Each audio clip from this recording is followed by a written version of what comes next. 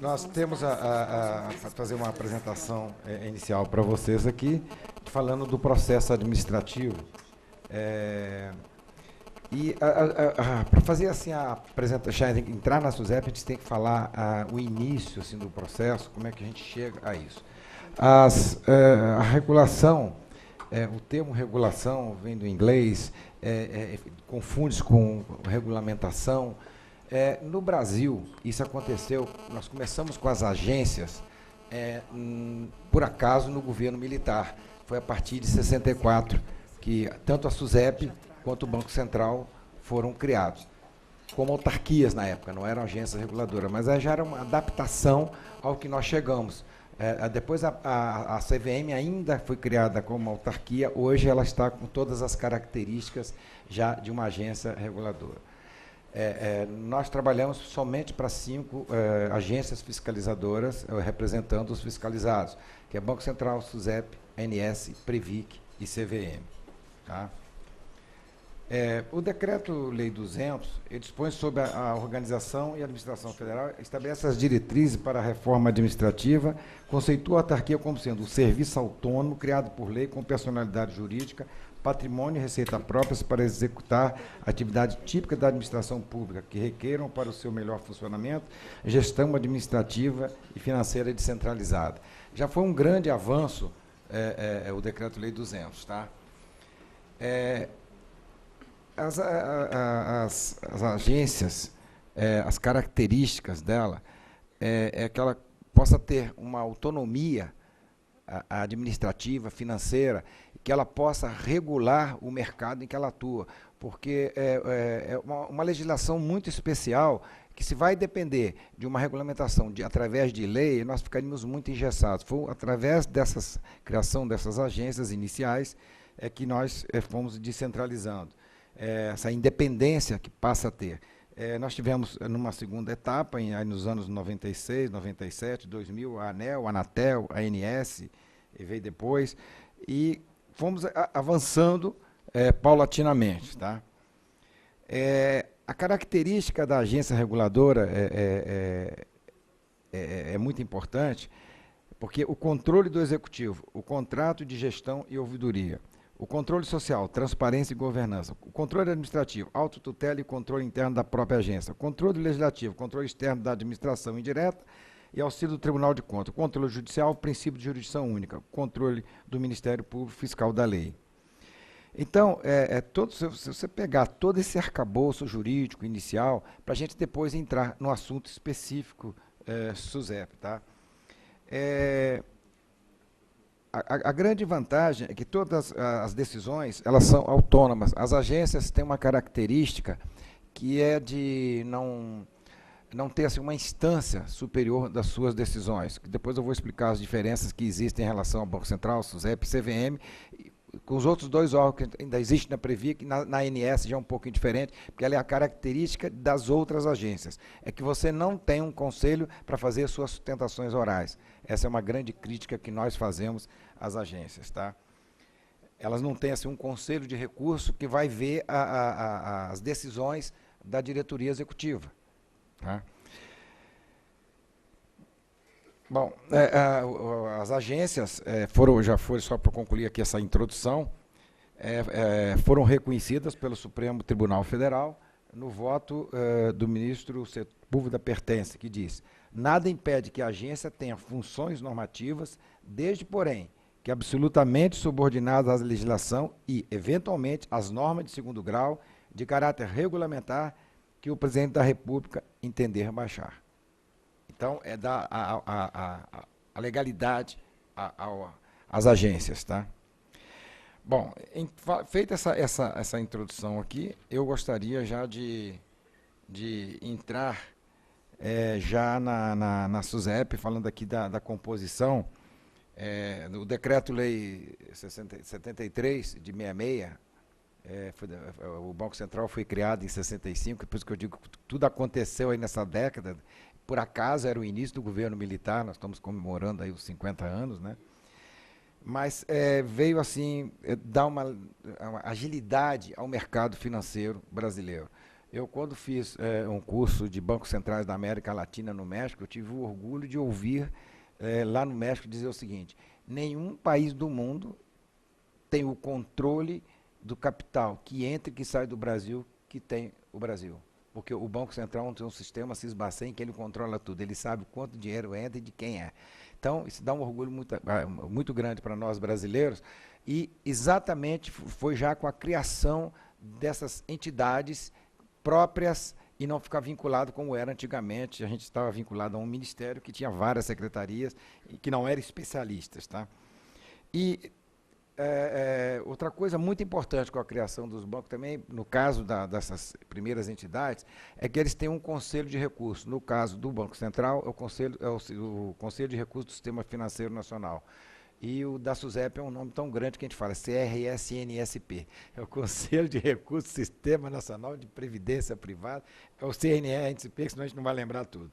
Esse conselho ele é muito bom porque ele é paritário. Ele tem 3 representantes do governo, 3 representantes do mercado e o presidente, um dos 3 do governo, ele tem o voto de Minerva. Hoje, o conselho atual da SUSEP, ele tem dos 3 representantes, são 2 do Ministério da Fazenda, um a SUSEP e o mercado. Nós temos a FENASEG, a FENAPREV e os corretores. Então, é bem equilibrado, é um conselho que se reúne a cada 15 dias e julga 40 processos. É um trabalho intenso todos os dias. A gente sabe que para fazer uma defesa, você tem que pegar uma cópia do processo. Aí, quando a gente entra na burocracia, é um problema. Só para contar uma historinha rápida para vocês, a SUSEP, para te dar uma cópia, ela tem 5 dias, prorrogável por mais 5. E ela te dá 15 dias de prazo para você fazer a defesa. Então, o que acontece? 5 mais 5 dá 10, com o fim de semana dá 12, te sobrou 3. Aí a gente que é especialista nesse assunto monta uma estratégia. À medida do possível, eu vou copiando os processos, vou escaneando, deixando à disposição do cliente, que pela internet ele vai lendo o processo dele. Então, quando vai chegar no julgamento, só falta o relator e o revisor, que eu não sei ainda, que eu não sei. Então, a gente já tem uma ideia do que está dentro do processo. Se não fizer assim, é impossível trabalhar dessa maneira por causa da burocracia. Eu posso dizer que a SUSEP tem evoluído muito. Ela agora já está, recentemente, está mandando a cópia do processo para a gente eletronicamente. Te dá uma senha que vale por 7 dias. Naqueles 7 dias, aquele processo, você pediu cópia, ela vai te fornecer a cópia daquele processo. Muito interessante esse projeto da SUSEP. Agora, implantação.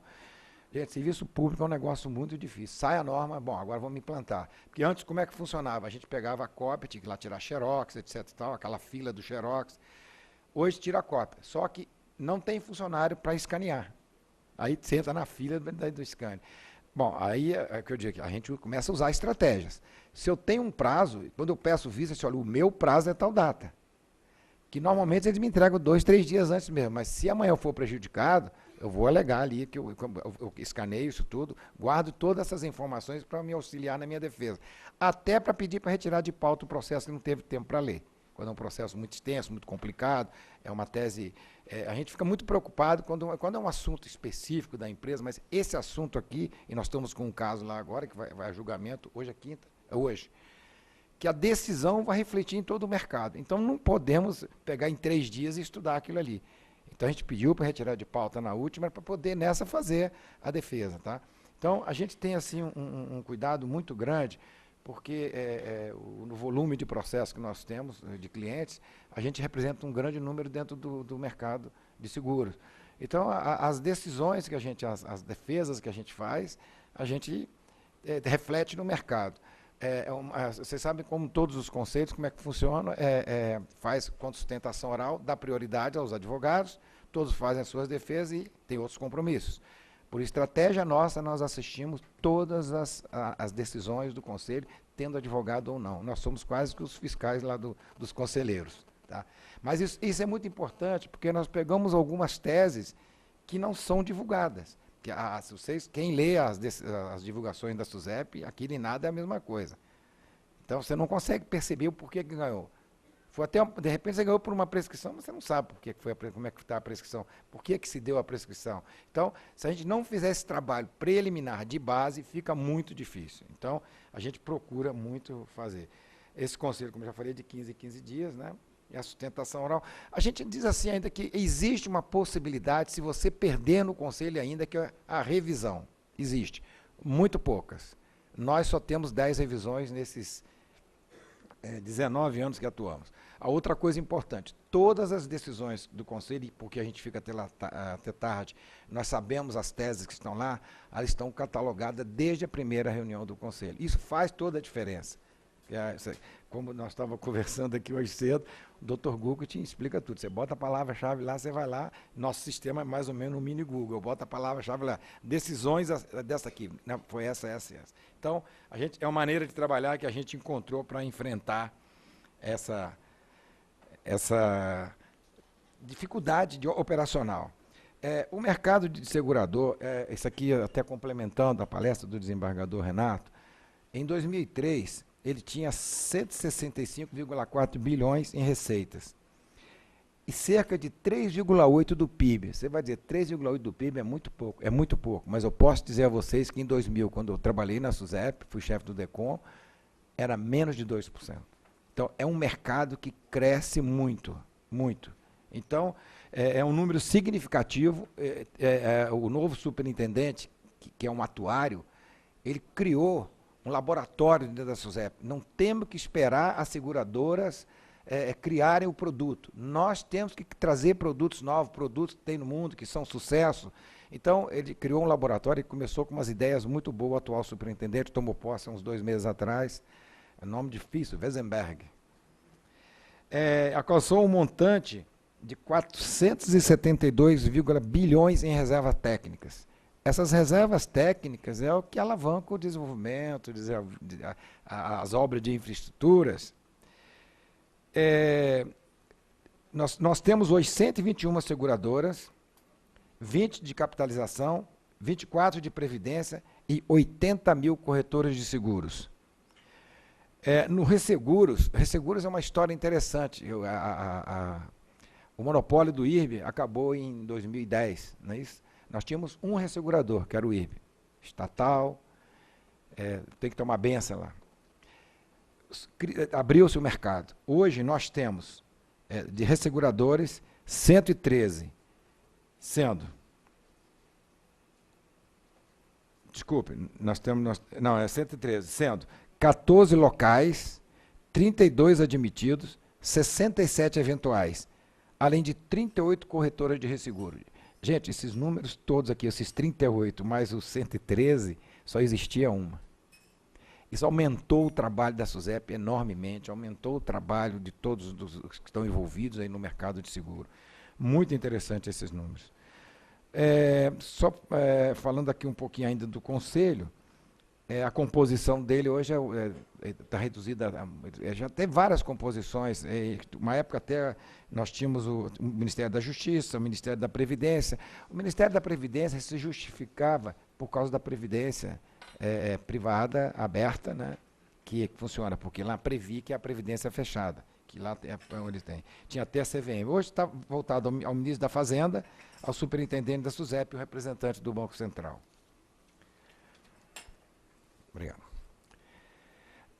A estrutura da SUSEP, assim, rapidamente, se tivesse um PowerPoint aqui, a gente ia apresentar, mas olha, eu ia apresentar, mas era muito difícil. Olha, parece uma aranha.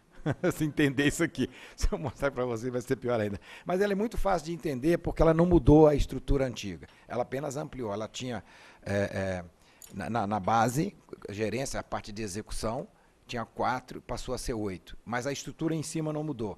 É um colegiado, de um superintendente e 4 diretorias. Nós temos a diretoria administrativa, que cuida dos aspectos administrativos da SUSEP. Temos a diretoria de autorizações, que é autorizações de produtos e autorizações dos atos societários. Temos a diretoria técnica, que cuida da solvência. Para mim, a diretoria mais importante que tem dentro da SUSEP, cuidar da solvência, da reserva técnica e analisa as empresas todos os meses, quem está enquadrada ou não. Eu digo o seguinte, é um instrumento de reserva técnica que a SUSEP tem, que nem o Banco Central tem um igual. E olha que eu conheço tudo que é do Banco Central, vivendo 30 anos lá dentro. Quando eu cheguei na SUSEP, eu me surpreendi dessa maneira de controlar a reserva técnica das empresas. Elas são examinadas durante o mês são acompanhadas, porque na época que eu fui lá não tinha, você não tinha acesso a CETIP, Selic e Bolsa, a Câmara de Compensação. Hoje a SUSEP tem acesso online. Então ela desconfia que uma empresa está mal, ela vai ver como é que está a reserva técnica dela. E todos os meses, todas as empresas são examinadas se a reserva técnica está dentro das normas. Muita penalidade sai por causa disso aí, a gente está no mercado, sabe disso. Então, a estrutura da SUSEP, você tem 4 diretorias, tem os auxílios, que é a Procuradoria, tem a Corregedoria, mas estrutura de funcionamento mesmo, nós temos a Diretoria de Administração, tem a CGPRO, de autorizações, que é de produtos e de processos societários, tem uma diretoria técnica e tem a diretoria de fiscalização. Essa diretoria de fiscalização ela faz 2 tipos de fiscalização. Interna, que é através daquele FIP, vocês estão acostumados com a palavra FIP, mandando mensalmente, ali ela já faz uma primeira análise, e também através do plano de contas, que é onde vocês mandam os balancetes. Debaixo dessas diretorias tem as coordenações gerais, que eram os antigos departamentos. A gente chama de CG. As iniciais, o resto é apelido de que quer dizer. A CG, quer dizer, a coordenação geral.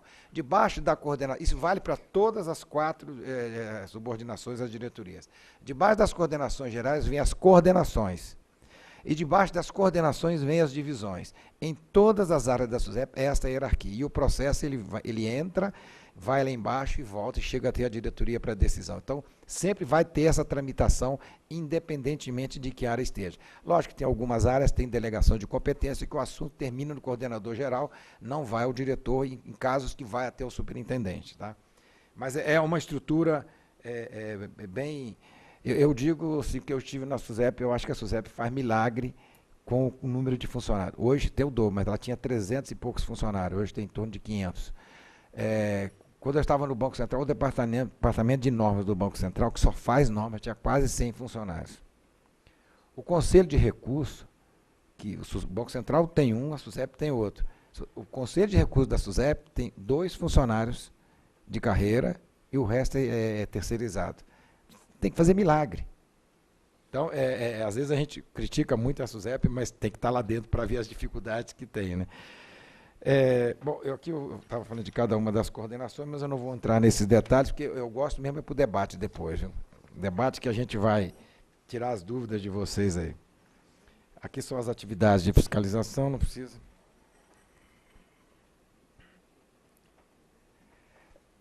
Na supervisão contínua, que eu acho muito interessante, porque a outra eu já falei, mas na contínua o que eu acho muito interessante é que a SUSEP faz a fiscalização em loco. Quando ela vai fazer a fiscalização em loco, se constata alguma irregularidade, ela lavra o auto de infração e isso aí vai depois, a empresa vai representar a empresa, ela vai se defender e vai seguir aqueles procedimentos todos. É muito importante que na SUSEP o que mudou, algumas mudanças, a SUSEP fez umas mudanças assim, que deu uma sacudida, começou lá na gestão do Armando Virgílio, e depois outros superintendentes aproveitaram e fizeram algumas. Eu acho que uma das mais importantes para mim, da área de fiscalização, foi que, como é que funcionava. O funcionário imaginava que existia uma irregularidade. Nas análises dele, da documentação apresentada, no balancete, enfim, ele achava que era irregular e ele fazia uma representação. A empresa respondia, ele ia analisar se atendeu o que ele queria ou não. Ora, 99% até para se defender ele dizia que a empresa estava errada e jogava o problema para o conselho. E aquilo acumulava lá 5, 6 mil processos. O que a SUSEP fez? Continua, o funcionário tem que indicar se existe alguma irregularidade, só que ele não pode representar mais. Ele manda para a Coordenação Geral de Fiscalização, que analisa se aquilo cabe uma representação ou não. 90% cabe, segundo o entendimento dele. Bom, então a CGFIS insta a empresa, que responde. Quando volta, a CGFIS não analisa. Olha como é que se tornou independente do analista, independente da fiscalização, aí vai para uma outra CG, que é a Coordenação Geral de Julgamento. Esta que vai julgar o que toda a SUSEP mandou para o mercado, se está certo. Lá vai ver se é de produto, se é de cláusula de seguro, se é de ato societário, enfim, tudo que vai lá, ela vai ter, ela é muito independente. Essa coordenação, aí tem uma questão também de... Às vezes você coloca na lei e está perfeito, mas quando vai botar na prática não está. Eu acho que a prática foi melhor do que a legislação nesse caso aqui. Porque o primeiro coordenador, ele era uma pessoa advogado, era chefe de gabinete do Armando, e ele tem 30, da área de corretora de seguros, tem 30 anos de mercado. Então, uma pessoa que tem todas as condições de tomar boas decisões. Posteriormente, à saída dele, veio um outro funcionário que, apesar de não ser advogado, um funcionário antigo de SUSEP, conhece bem a legislação, mas também muito justo. E, atualmente, é um procurador. Então, a gente se sente muito confortável com a CGJU, porque a gente discute sempre em termos jurídicos. Porque o técnico, ele olha o que está escrito, ele não faz a interpretação da lei, ele não, ampla defesa, isso eu não sei o que você está falando para mim. Um dia eu fui conversar na CGPRO sobre a CGPRO, eu gosto de contar esse caso porque ele é muito interessante. E a resposta que o funcionário me deu. Você, quando vai mandar um produto, você tem o diretor de relações e o diretor técnico tem que assinar o documento. Está lá escrito na norma da SUSEP. Mas se ele não puder assinar o documento, ele tem que dar uma procuração para um outro diretor assinar por ele. Pelo amor de Deus, ele é diretor da empresa, ele assina pela empresa, ele não está, o outro diretor assina pela empresa. Aí eu perguntei ao funcionário, olha, mas isso aqui é uma aberração jurídica. Ele disse assim, eu sou atuário. Se você acha que é aberração jurídica, vai lá na procuradoria, não é comigo. Mas é assim, então o técnico, ele olha o aspecto dele, o resto ele não está nem aí. Constituição, nem esquece, Constituição aqui não vale. Bom, então, na supervisão aqui contínua, a da supervisão em loco, já é uma criação do último superintendente, do Luciano Portal. Cada superintendente lançou umas coisas que eu achei interessante. O Luciano deixou uma marca muito boa, que hoje, em dezembro, normalmente dezembro às vezes atrasa um pouquinho, sai em janeiro, mas é ótimo, sai uma tabela de fiscalização das empresas. Acabou a fofoca. E a empresa tal está sendo fiscalizada. Não, todas estão sendo fiscalizadas. Todas sabem, é público quem vai ser fiscalizado, em que mês. E as empresas, antigamente, não tinham plano de fiscalização. À medida que surgindo os problemas, eles iam fiscalizando. Tinha empresa que tinha 4, 5 anos que não foi fiscalizada. Hoje, não. Em 2 anos, todas elas serão fiscalizadas. Então, eu acho muita tranquilidade para o mercado isso. Isso só foi possível graças ao Armando Virgílio, que conseguiu dobrar o número de funcionários de 300 para em torno de 500 e pouco. Então, essas coisas é importante a gente falar, porque às vezes a gente critica muito, mas não sabe as dificuldades e as coisas boas que foram feitas. Tem muitos problemas, a gente tem muitos problemas e a gente, com todo o respeito, com toda a educação, a gente bate muito de frente com a SUSEP. Então, a gente usa caminhos alternativos quando a gente não consegue ir diretamente no problema, mas a gente sempre aponta para eles esses problemas. Ainda do assunto aqui, aproveitando a palestra do desembargador, quando ele falou evitar o conflito judicial, vamos procurar resolver o problema fora do judicial. Na gestão do Armando Virgílio, foi do Armando Virgílio, sim. Não, foi do René Garcia. Surgiram na SUSEP as ouvidorias. Facultativas, hoje são obrigatórias. As ouvidorias, a SUSEP resolveu mais de 90% dos problemas de reclamação na SUSEP. Foi uma medida assim que, em princípio, parece que criou um problema para a empresa, mas foi uma grande solução. As empresas, inclusive, deixaram de ser representadas por isso. Então, deu um grande ganho para as empresas as ouvidorias. Hoje, inclusive, ela é obrigatória.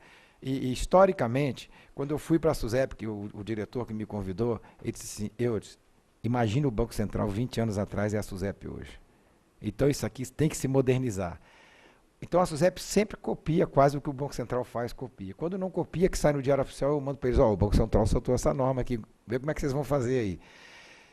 E quando a SUSEP fez a ouvidoria, o diretor do Banco Central, o Sérgio Dassi, me disse assim, poxa, que coisa boa aquele negócio de ouvidoria da SUSEP. Vou adaptar alguma coisa, mas eu vou copiar a SUSEP. É a primeira vez que eu vi falar que o Banco Central copiou a SUSEP. Era o contrário sempre. Mas é uma coisa muito boa para o mercado. Foi boa, o resultado foi excelente e resolve esse problema que o desembargador falou aqui do conflito. Tem que resolver, porque muitas das vezes o segurado ele acha que tem direito de tudo. Ele diz, olha, mas está aqui no seu contrato. Você consegue convencê-lo. E ele falou muito bem também, do esforço que as empresas têm que fazer, nós, os advogados, temos que fazer, de esclarecer o segurado, de que ele não tem direito, aquela demanda vai dar um trabalho para ele. Vamos tentar na ouvidoria. As ouvidorias têm autonomias até R$ 100.000. Não tem. As ouvidorias, elas são obrigatoriamente ligadas ao presidente. Ela não tem hierarquia para diretor, gerente e chefe de divisão, não. Ela tem independência para tomar a decisão. Tomou a decisão, está valendo. Então, é muito interessante isso aí. Eu achei que também que foi uma decisão muito boa, essa das ouvidorias. E ele falou do seguro DPVAT também. Estou quase fazendo o seu papel aqui. Ele falou do seguro do DPVAT também. É outro seguro que é impressionante como as pessoas são desinformadas. Aliás, são desinformadas não. Diz que o contrato de seguro tem uma letrinha pequenininha para ninguém ler, né? Mas pode botar na letra grande também, pode botar no 12 lá, que ninguém vai ler também, não. Então, mas é uma verdade. As pessoas não leem o contrato, não sabem o que está no contrato, não querendo valorizar a nossa profissão de advogado, mas também não consulta advogado quando vai comprar apartamento, quando vai assinar contrato. Não, mandou assinar, ele assina e nem lê. Mas é assim que funciona. Mas eu acho que para isso tem que ter o equilíbrio. Para isso, as empresas precisam esclarecer para eles, olha, o que você está contratando é isso. Só isso você está contratando. Não tem direito a isso. Porque mostra só o direito, ele não sabe o que ele não tem, ele acha que está tudo enquadrado. Então, eu acho que a ética que ele colocou aqui, achei muito interessante, o desembargador Renato que colocou. Para as empresas, falando ainda na fiscalização, uma coisa muito importante hoje, todos os órgãos de fiscalização, baseado em Basileia II, Basileia III, quem não tiver um compliance mas muito azeitado, vai ter muito problema com a fiscalização. Porque como é que funciona a fiscalização quando ele chega na empresa? Ele vai lá, ele já pegou os subsídios nas áreas internas de quais são os problemas da empresa, e ele vai pegar mais alguns lá na empresa. Quando ele chega, ele gosta muito de pegar o compliance. Quem é o diretor responsável? Pega o diretor. Aí pega o diretor, quem é o gerente? Quem é o gerente? Ele conversa com o gerente. Ele vai baixando o nível. Aí chega lá na pessoa que regula, lá onde começa o problema. E ele vai anotando, e tem um manual de tudo que está escrito, como faz. E ele vai anotando. Aqui, ó, o diretor disse uma coisa, o gerente disse o outro disse o outro. Então, não bate nada com nada. Aí pega o funcionário. Bom, aqui começa o problema. Como é que você regula? Me diz aí, me conta a história. Não, assim. Ele olha tudo, isso olha, não é nada. Isso aqui está um balaio de gato. Ninguém sabe o que o outro faz. Então, o compliance, ele tem que estar escrito, não é estar escrito não. E tem que estar sempre testado se está cumprindo aquelas normas. Gente, não é para fiscalização da SUSEP, é para o bem da empresa. Porque se cumprir tudo que está no compliance, não vai ter problema. A gente tem uma aversão a manual, tem que ler manual, tem que criar manual. E manual... Não se cria um manual estático. O manual é o que se altera toda semana, ou quase todo dia. Surgiu um fato novo, você tem que ir lá no manual e alterar. Se fizerem isso, dá um trabalho de montar a estrutura. Daí para frente ninguém vai ter problema. Tá? Eu acho importante também o compliance e as empresas cuidarem muito dos seus compliances. Tá? A SUSEP está agora, como eu falei aqui, criando um laboratório. Ele quer que tenha lá os pensantes internos e vai ouvir a sociedade também. Eu acho que, também pregando uma palavra do desembargador, não o conhecia, já fiquei fã, eu sei que a Carline gosta muito dele, mas já fiquei fã pelas posições dele. Uma das coisas que eu vou levar lá é levar a Câmara de Conciliação. A SUSEP criar uma Câmara de Conciliação para evitar esses conflitos, evitar encher o judiciário. Gente, o judiciário já... Tem que ser para grandes questões, coisas que pode resolver ali. Você tem a conciliação, você tem vários instrumentos para resolver. Vamos tentar resolver aqui embaixo, que é bom para todo mundo. A seguradora vai sair com a consciência de que pagou mais do que devia e com certeza o segurado vai ter certeza de que recebeu menos do que tinha direito. Mas é assim mesmo, conciliação é assim mesmo.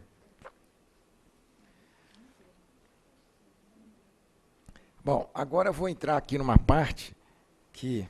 Essa aqui é mais a minha área. É das infrações, na 243, porque a SUSEP, ela criou ela tinha uma norma de penalidades, a 60, em que ela trazia a multa de 5 mil a 17 mil. Aí, para essa multa, quando a gente fala, ela pode ir ao quádruplo, mas a gente já conseguiu, pela 126, trazer só ao duplo, que daria 68, mas reduz para 34, mas agora o negócio piorou.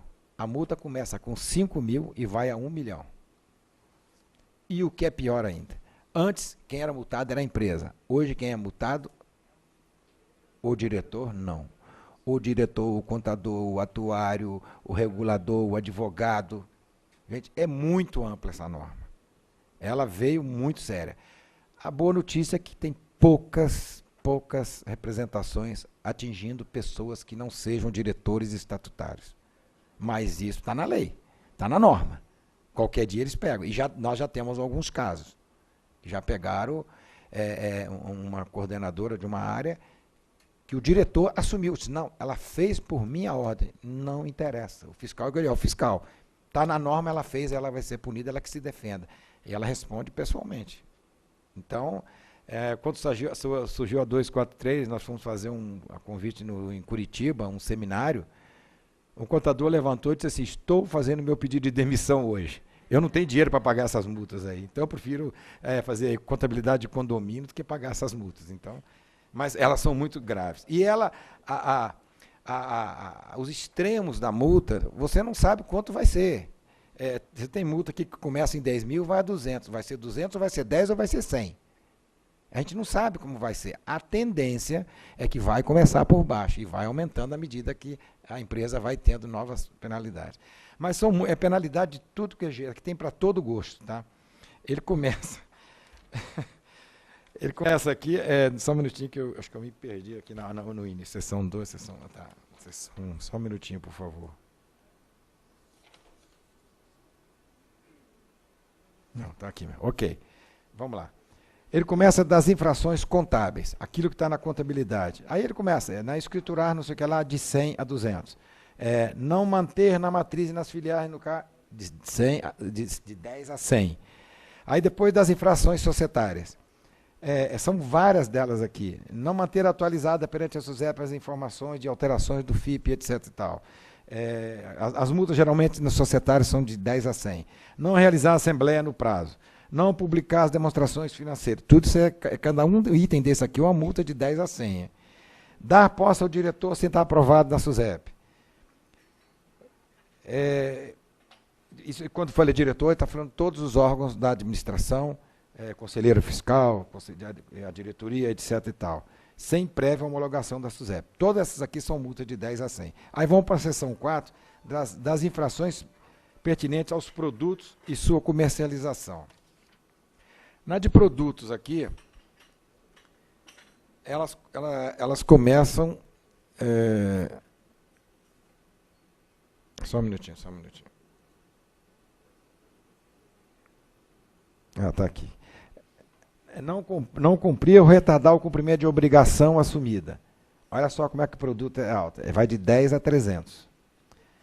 Não cumprir na obrigação de intimação ou recomendação, de 40 a 800 mil. Recomendação da SUSEP. Ela te dá uma recomendação, você não cumpre. Emitir apólice ou bilhete de seguro, proposta, certificado, etc. e tal, em desacordo com a legislação, de 10 a 500 mil. Alterar condições gerais sem autorização da SUSEP, de 20 mil a 200. Você vê que o salário mínimo aqui é normalmente 10, 20, é bem baixinho. Pagar crédito ou comissão de resseguro a quem não tem direito, etc. e tal, de 20 a 500. Das infrações de mecanismo de supervisão, essa aqui já é pesada. Omitir ou sonegar informação que deva comunicar à SUSEP. É qualquer coisa que a SUSEP entender que aquilo ali é da fiscalização e você omitiu. A multa vai de 10 a 500 mil. Impedir ou dificultar de qualquer forma, essa aqui é importante, o exercício do poder de polícia administrativa da SUSEP. A SUSEP chega na empresa e diz assim, olha, me dá os livros societários. E eu não tenho aqui, estou no contador e tal. Qual o prazo que você me dá? 24 horas. Olha, eu não consegui. Olha, você dificultou. Você está aqui no 20 a 500. Olha que coisa pequena. Tá? Falsificar, essa aqui é boa. Qualquer documento ou prestar informação falsa à SUSEP. Essa é a mais cara. O salário mínimo é 50 e 1 milhão é a multa. Mas também essa tem que ser, né? É pesada, né? Você dá uma informação falsa. Vocês acreditam que eu Tinha um cliente que, quando eu fui contratado, eles mandaram um FIP em branco para a SUSEP, porque ele não sabia como preencher, não sabia como... Gente, FIP em branco é um tiro na cabeça. O cara apresentou um FIP em branco. A SUSEP imediatamente propôs direção fiscal e a gente trabalhando conseguiu segurar. Não, vamos montar um FIP lá, me multa, etc. Mas não pode mandar um FIP em branco. Olha a irresponsabilidade. E o que é pior, feito a nível de gerência, a diretoria não sabia. Mas quem responde é a diretoria. Né? Aliás, a doutora Sueli, que cuida dessa parte contenciosa no nosso escritório, ela diz o seguinte: o grande problema das empresas é quando o diretor fica no andar de cima e não vai no andar de baixo. Você tem que olhar a execução. Porque você é o responsável. Você é o diretor, você tem o poder de mando. Então você tem que ir no andar de baixo e ver quem está fazendo, se está fazendo direito. Tá? Das infrações que afetam a solvência, também tem que ser caro, né? Porque é fundamental para a segurança do mercado a solvência. Né? Alienar ou prometer alienar qualquer bem garantidor de reserva técnica. Olha, a multa é de 20 a 1 milhão. Para os que não conhecem bem a normativa de reserva técnica, é o seguinte: as empresas, quando ela faz o seguro, elas têm que fazer uma reserva técnica. E elas têm os ativos livres e os ativos vinculados de reserva técnica. Bom, aquele ativo vinculado de reserva técnica, ela pode movimentar desde que ela faça a substituição em 3 dias. Por exemplo, eu tenho um imóvel, eu tiro o imóvel que estava em reserva técnica, o imóvel não, porque tem que ter autorização por causa do RGI, vamos pegar, ela tem um CDB, ela tira um CDB e bota uma LTN. Obedecido aqueles parâmetros todos, não tem problema. Mas a empresa está com um problema.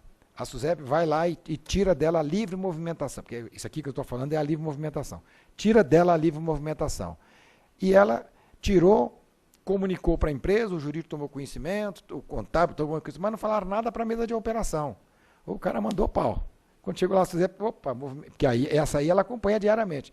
Movimentou uma reserva aqui sem autorização. Multa. Eu, quando estava na SUSEP, quase, assim, vou dizer, 80% das empresas levavam multa, porque a lei diz que a livre movimentação você dá por 1 ano. E pode caçar tendo algum problema. Então eu falei, gente, como é que a pessoa que está na mesa de operação vai ter que consultar? Hoje eu posso, quando é que vence? Tem que controlar. Quem controlava é o funcionário que foi demitido. É um negócio difícil de controlar. Eu falei, olha, qual é o objetivo disso aí? Eu perguntei para os funcionários, para o burocrata, né? Ele disse, não, eles têm que, até aquele dia, eles têm livre movimentação. Se no dia seguinte, que acabou a livre movimentação, ele fizer qualquer movimentação, ele vai levar uma multa. Falei, nós estamos parecendo aquele guarda que, em vez de orientar o trânsito, no meio da rua, ele fica atrás do poste esperando o sujeito parar em cima da faixa e vai lá dar a multa nele. Olha, foi uma luta, mas eu consegui reverter isso lá.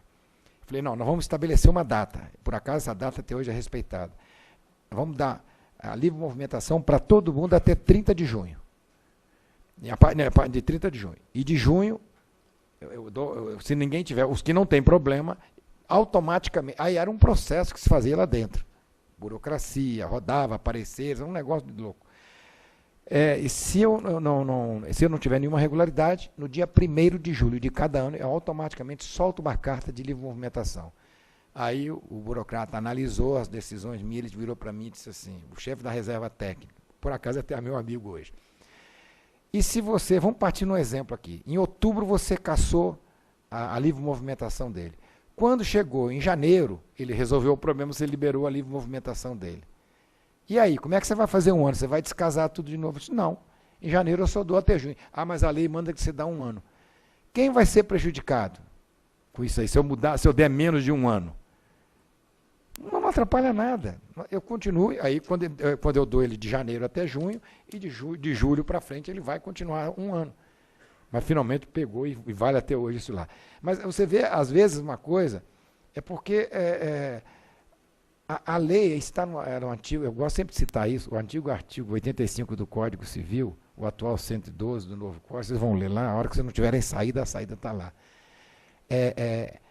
Você, ao interpretar uma norma, você não tem que se ater ao texto, você tem que se ater à intenção do legislador.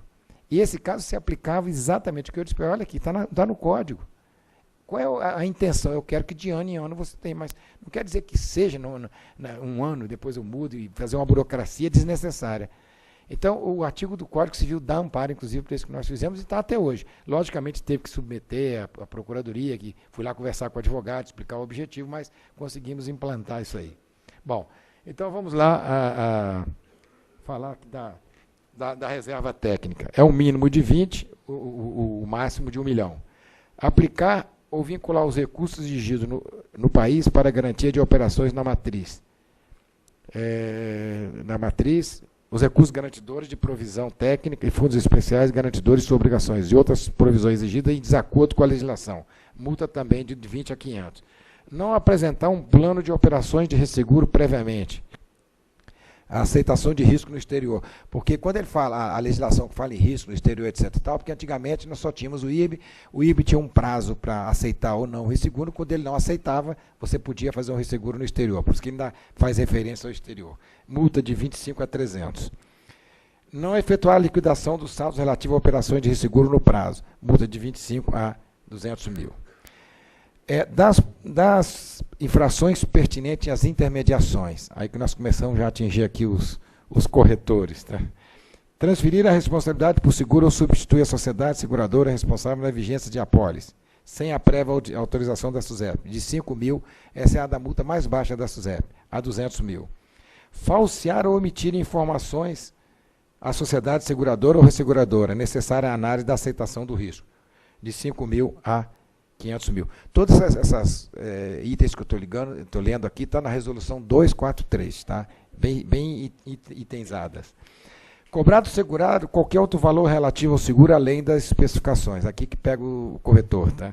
É multa de 5 mil a 100 mil reais. No Conselho de Recurso, qualquer coisa que aparecia de corretor nesse item, eles propunham a cassação da autorização do corretor, isto é, acabou sua vida como corretor, vá fazer outro negócio.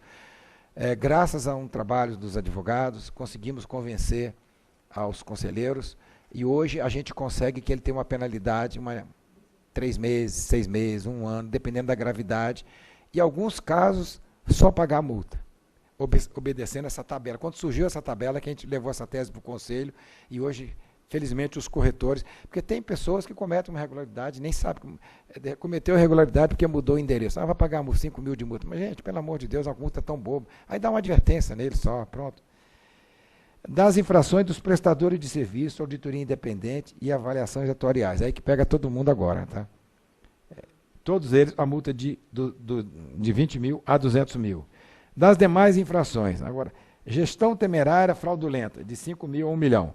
A apropriação de recursos de terceiros, de 20 mil a 1 milhão. Deixar de liquidar ou de observar a legislação e exigência da SUSEP, de 10 mil a 500 mil. Bom, essa seria a 243 sobre penalidades. A SUSEP, no ano de 2003, realizou 223 ações. Ações que ela chama são as fiscalizações, tá? Ultrapassando o anual de 2000 e o anterior, que foi 216, o projeto 216. Foram fiscalizadas 122 seguradoras, 25 capitalização, 15 previdência, 13 resseguradoras, 12 corretoras, 24 sociedades de regime especial é liquidação, intervenção, etc. e tal. 9 estipulantes e 2 no mercado marginal. Mercado marginal, vocês viram a multa daquela empresa americana levou que estava negociando seguro no Brasil. 12 bilhões de dólares. É uma delas. Então, a SUSEP também fiscaliza o mercado. Hoje, a SUSEP está fiscalizando muito, não sei se vocês já ouviram falar, nas cooperativas de seguro. Tem muita penalidade rodando aí na SUSEP. Mas, como tudo, essa norma ela é muito benéfica, ela é muito punitiva, mas ela dá saída. Aquelas cooperativas que façam um acordo com uma seguradora, que pegue a sua carteira e administre, e ele faz um TAC que não vai fazer mais com a SUSEP não está punindo as cooperativas. Porque são muitas cooperativas no Brasil inteiro, gente. Associações, é muita coisa. Então, tem uma maneira de resolver o problema. Agora, não resolveu, vai pagar. É por cada seguro. Por isso que dá esse volume tão alto. Tá? Das infrações, do prestador, já falei. Das demais infrações, já falei também aqui. Meu tempo está bom ainda? Tá. Agora, da CGJU. CGJU, como eu falei para vocês, é aquela coordenação geral que faz os julgamentos. A gente está muito satisfeito, não satisfeito com os resultados conseguidos, que a gente gostaria muito mais, mas satisfeito com o que a gente tem conseguido. Tem conseguido ganhar até em primeira instância. Porque como é que funciona? A CGJU julga, a gente é condenado, a gente faz o recurso e vai para o conselho de recurso, o conselho faz a reunião lá, a gente faz a sustentação oral e julga. Então, eu chamo de primeira instância a CGJU, a segunda instância o conselho. A gente tem ganho muita coisa em primeira instância, que era muito difícil antigamente. Então, já melhorou em alguns aspectos. Só que a burocracia é um negócio muito sério. Algumas coisas já consolidadas no conselho, a primeira instância não aceita. Então, a gente sabe que vai perder aqui, mas sabe que vai ganhar no conselho. Então, ele já prepara a defesa aqui, sem entrar muito no detalhe, porque não adianta que eu vou insistir aqui, não vou levar. E eles sabem das decisões, porque até a gente leva para eles. É importante que falar na parte societária, o que o societário faz. A SUSEP, você começa com um processo na SUSEP, com um processo de constituição.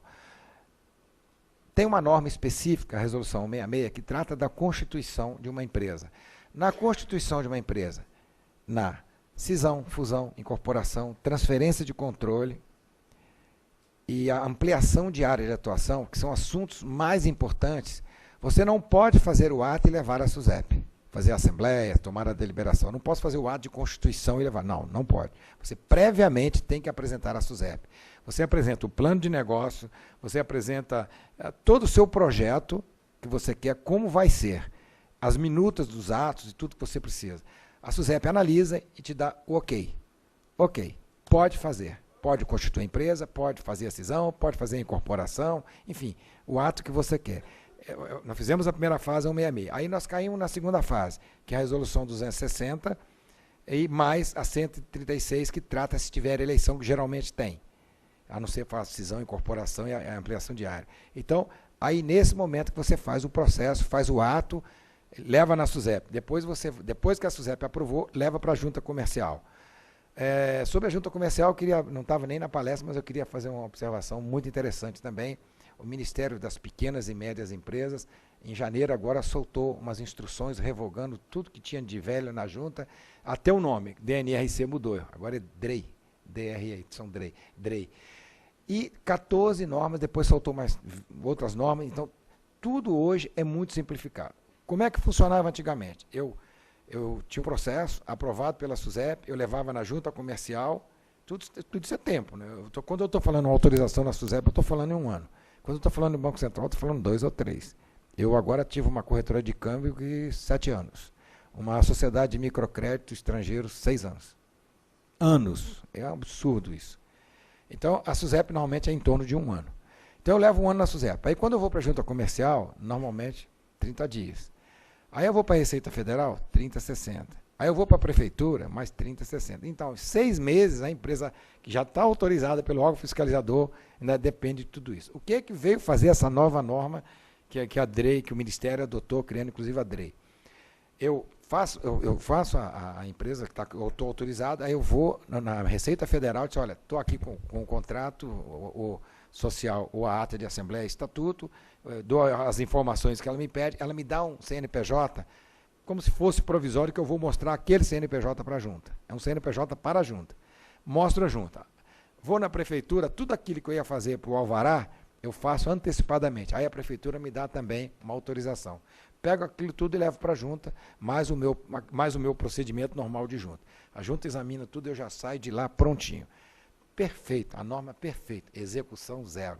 Você chega na junta comercial, pergunta para o funcionário, escuta, mas espera aí. Diz, não, mas isso aqui mudou. Agora é assim, não estou sabendo. Mas está no Diário Oficial. Não, mas não chegou instruções para a gente ainda. Eu falei, mas é assim, você quer que eu te traga a norma? Você quer? Não adianta, eu só posso fazer quando mandarem eu mudar aqui. Aí você pede para falar com o vogal, mas é um caos.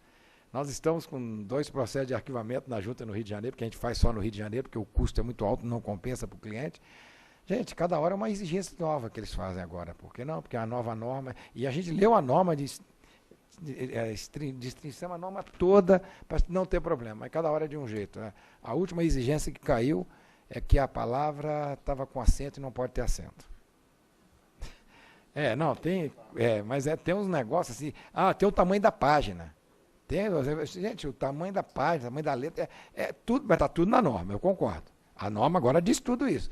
Porque o cliente fez tudo errado, por que estão exigindo? Mas está escrito aqui na norma. Mas isso aí burocratizou lá dentro para a junta. A junta agora pegou tudo lá e parou tudo nela. Que a junta era mais rápida dos três. É o que demora mais hoje. Mas é assim mesmo. Bom, deixa eu ver se tem mais. Todos os atos para a SUSEP, geralmente, eles são ainda em papel, etc. E tal. A SUSEP está modificando, ela está querendo fazer tudo eletrônico, e já começou através de dois instrumentos. Quando você manda um produto para a SUSEP hoje, a SUSEP não quer ver papel. É o chamado REP, Registro Eletrônico de Produto. Você manda eletronicamente, ela analisa e te responde eletronicamente. Os corretores de seguros e corretores de resseguros, os corretores pessoas físicas, a mesma coisa. O credenciamento, você entra no site, dá todas aquelas informações, ela colhe as informações e normalmente no mesmo dia te responde. Isso aí levava 2, 3 meses. Então, evoluiu muito nesses dois aspectos eletrônicos e a intenção deles é que todos os atos societários também não vão mais papel. É o futuro deles agora, o próximo passo é criar isso aí. Você fazer tudo eletrônico. Facilita muito para a gente, é muito prático. E eu digo o seguinte, quem não se preparar, você vê, a Justiça Federal já não aceita mais que você vá com papel também, é tudo eletrônico. Quem não se preparar para fazer tudo eletrônico vai ficar para trás. Quem não tiver certificação eletrônica vai ficar para trás. Tem que todo mundo que se preparar para a certificação eletrônica, que daqui a 5 anos não existe mais cheque, não existe mais papel, é tudo certificação eletrônica, assinatura de contrato vai ser certificação eletrônica. Então, vamos nos preparar para isso aí, na minha visão, tá? Então, né, no caso aqui, a SUSEP tem algumas coisas que a legislação de 1940 diz que tem que comunicar a SUSEP. Quando você muda uma filial, uma instala filial, não tem processo, mas tem que comunicar a SUSEP. Apesar de existir o FIP, que é posterior, eu comunico no FIP. Não, mas tem que mandar em papel.